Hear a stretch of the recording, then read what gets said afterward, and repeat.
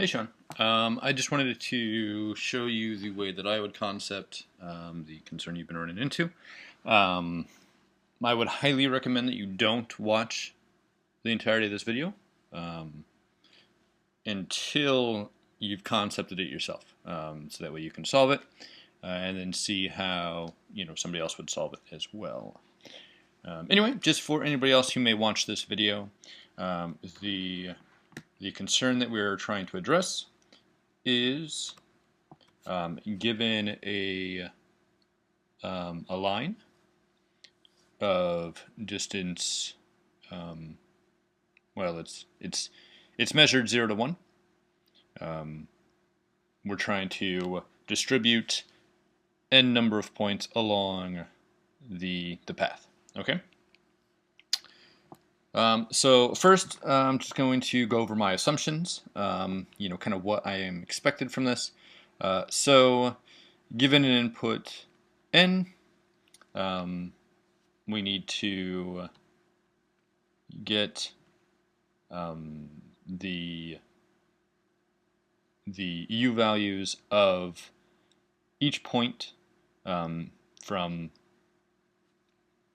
the first one, in this case we'll just call it point 1, through point n, along a path that goes from 0 to 1. Cool.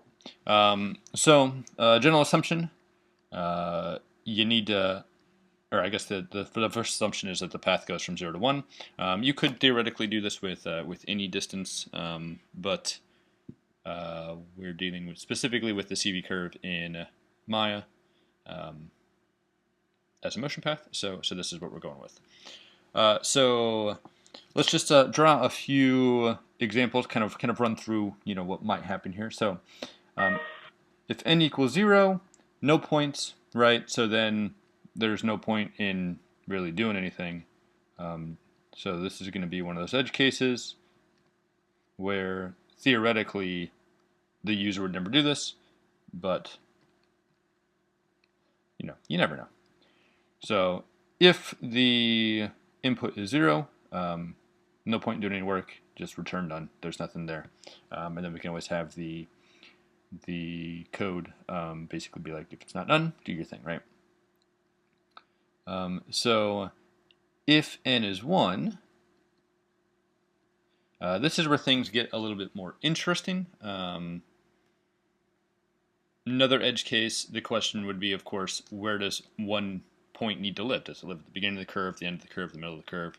I would think this is another case where, realistically speaking, the user probably should never pick 1. If they just wanted one point, they could just create that 1 point instead of doing the whole curve creation and creating locators along that curve. So here, basically, another edge case, I would just return, whatever kind of baseline you want that to be. For me, I would think that location is 0. But like I said, it could kind of be lots of different places, right? Cool. So now let's get into the meat and potatoes. If the user is actually using this tool in the way that it's kind of intended to, then what values come back? So let's just say if n equals 2, the expectation then would be 1 point at 0, 1 point at 1. N equals 3, we have 0, 0.5, and 1.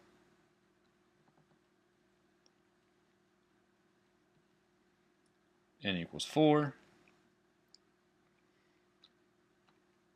0, 0.33.66, and then technically it's 0.99, but you carry on that decimal, it's functionally 1. Alright, let's just do one more for funsies' sake. N equals 5. We have 0, 0.25, 0.5, 0.75, and 1, right?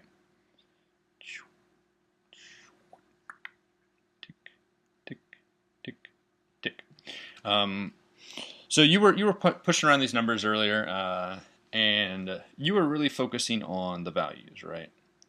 And you could focus on the values since they are technically a percentage of the line that you're dealing with. But since the value is what we're trying to recover, what I would recommend focus on instead is this portion, the line, the distance between it, right? So let's see if we can't find any relationship between the input value and the line segments that we're breaking it up into, right? So if we break it in, if we do an input of 2, we get 1 line segment. Input of 3, we get 2 line segments. Input of 4, we get 1, 2, 3. This is extra stuff. There we go. So input of 4, and we get 1, 2, 3. Input of 5, 1, 2, 3, 4.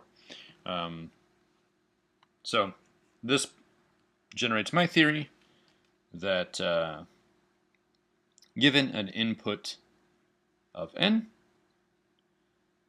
the line will equal to n minus 1 segments, right? And I think this is something we can work with. So basically what we're going to want to do here is if n equals 2, it's n minus 1, so 1 segment. So that's 1 divided by 1. So the first point is always 0, right? Starts at the origin of the curve. So we've got n sub 1 equals 0, n sub 2. Actually, let's do this as a 0 index, so it's more in line with the Python we're writing. So n sub 0 is 0, n sub 1 equals 1 divided by 1, or 1, right? So let's go ahead and roll this a little bit further. If n equals, we'll do 3 here, n equals 3, then n sub 0 equals 0, n sub 1 equals 1, this is the total length of the curve, divided by n minus 1, or 2, 1/2, which equals 0.5. So then n sub 2 would equal, count the segments, right? 1, 2, 2 times 0.5, right? Or 2x, where x is the length of the segment. Cool. And then basically you can just iterate your 1 over n minus 1 times x, where x is the number in the segment.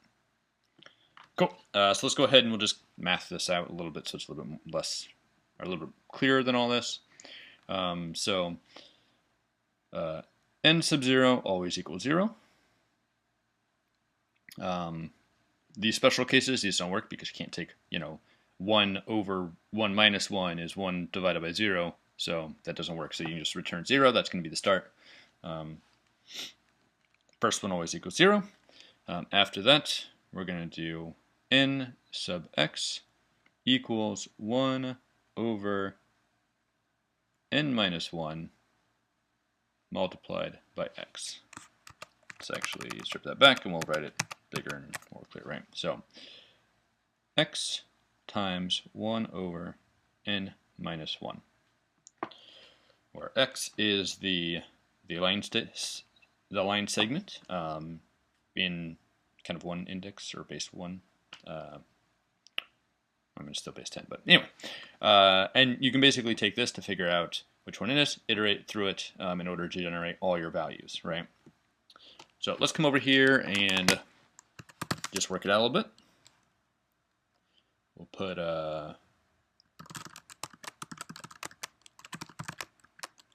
points along the curve, and our input is going to be, let's do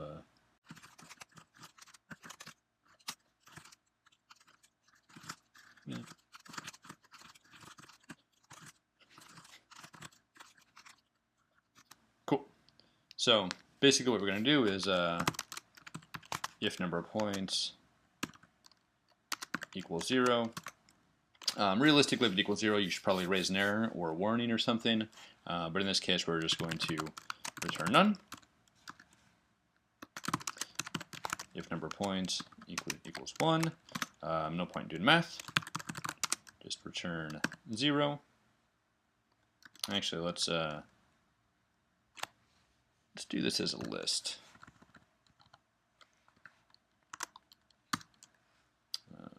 We'll do this uValues equals empty list. So maybe we'll keep things a little bit more consistent. Just append 0, return uValues, right? If none of those statements are true, now basically we need to generate that list. So we can just do 4 point. Alright, so we'll do point in range number of points. Actually, the first thing we've got to do is append 0, right?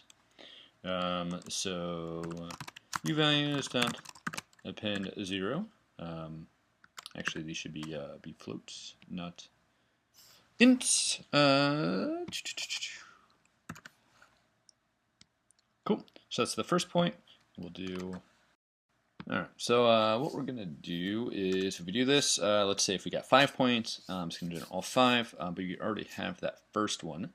So we're gonna do this number of points minus 1. And we're also gonna take our p and do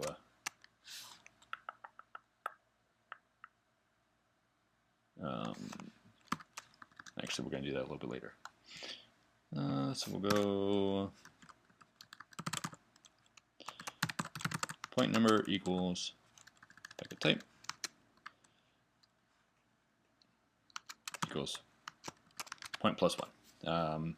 And this is to mitigate range, return 0 first, but that first point should be 0.1, so we can do our equation on it, right?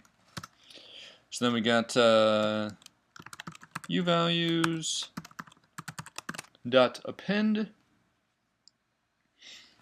and this should be point. Actually, let's just calculate this outside of here. We'll go location equals point number times 1 divided by number of points minus 1.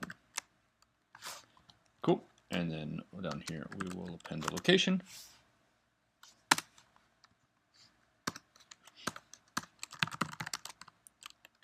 Return uValues. Alright, so that should do that. A couple of things that we should probably do. No, I mean that's enough to get us going. So let's go ahead and we'll just copy this real quick. Jump into Maya and see what we got going on.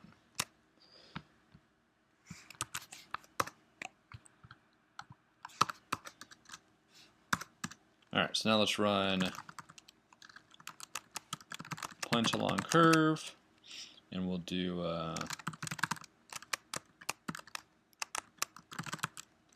number of points equals 5.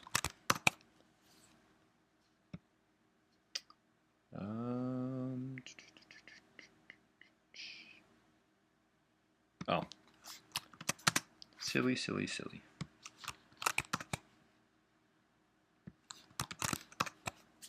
Cool. So that did not work.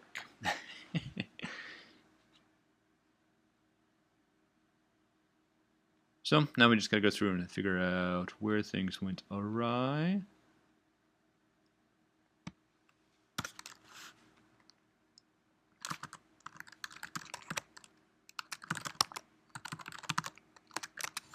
We're gonna print the point number.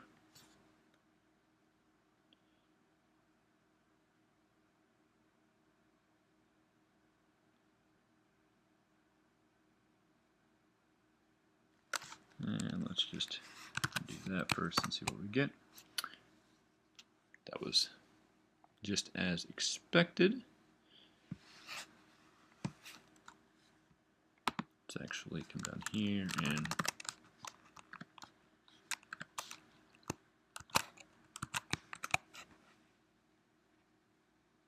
alright, so that's as expected. Then as I move forward,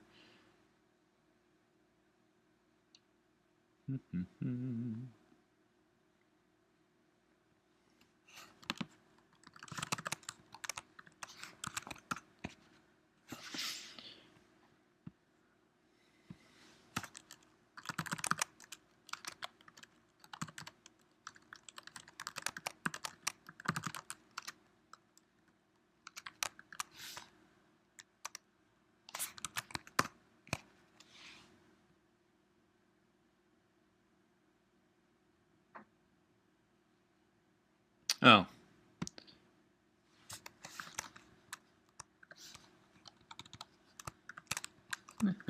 Silly, silly, silly.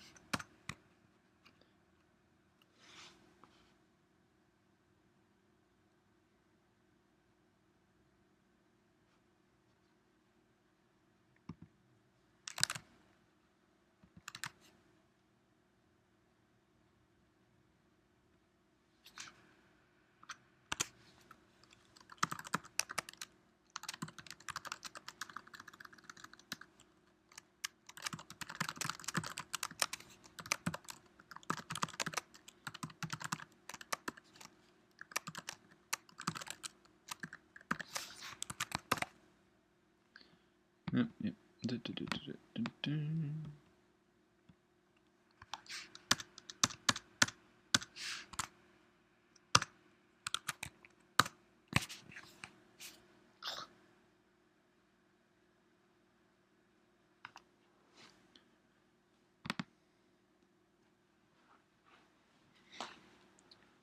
So, as we talked about before, even if you've been coding a while, there's always some silly little thing slips through the cracks that you got to track down, right? In this case, this is probably because Maya does tabs as 4 spaces, whereas my Sublime does a tab as a tab. So that doesn't always fall in line quite the same. Let's try this.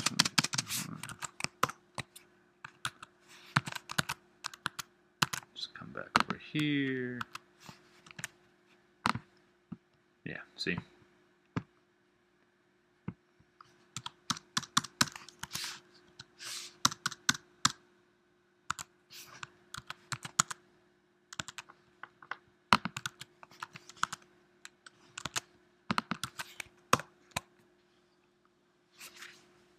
Alright, so somewhere in my thinking, I fudged up everything.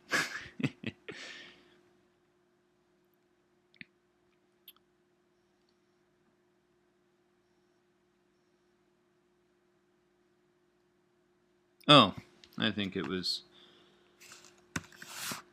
Let's try that out.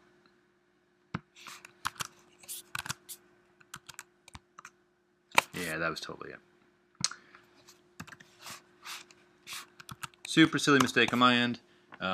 Basically what was happening there was the 1 was an int, but I want float values, and if you divide an int by a value, the return is a integer.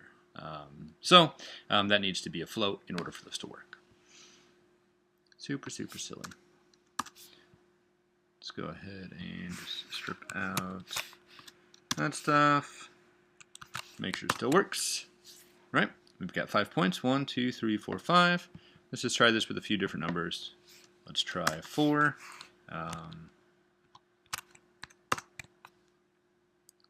Perfect, right? Even rounded that to 1 for us. So we've got 0, 33 and a third, 66 and a sixth. Cool. Let's try this again. Let's try 2. 0 and 1. Awesome. 1, 0. Yep. 0, none. Beautiful. At which point, you could have it set up for whatever you want. But if you return none, you can just be like if If the value is none, throw an error or whatever. 6. For this kind of silliness, we might want to do something like do a little bit of rounding, but that's not overly important for right now. 1, 2, 3, 4, 5, 6. Cool. Yeah, that seemed to work. Let's do 10. Beautiful. 0, 1, 2, 3, 4, 5, 6.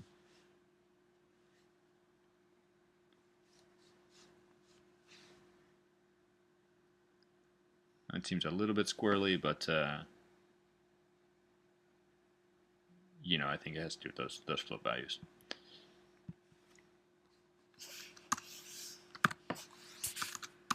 But theoretically, this should work for pretty much any value. Cool.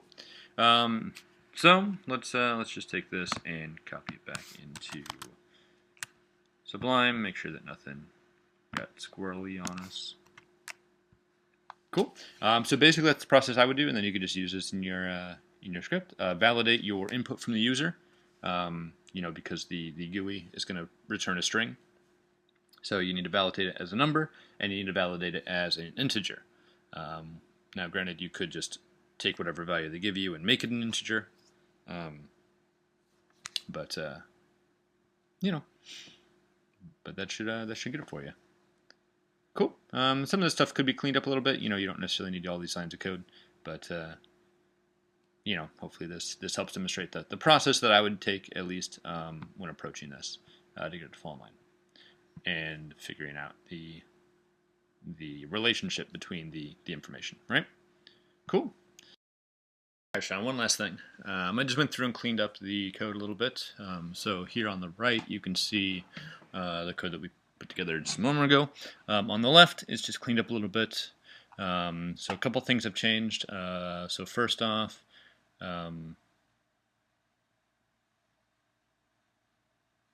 actually, this one looks like it was partially edited already from what we were doing.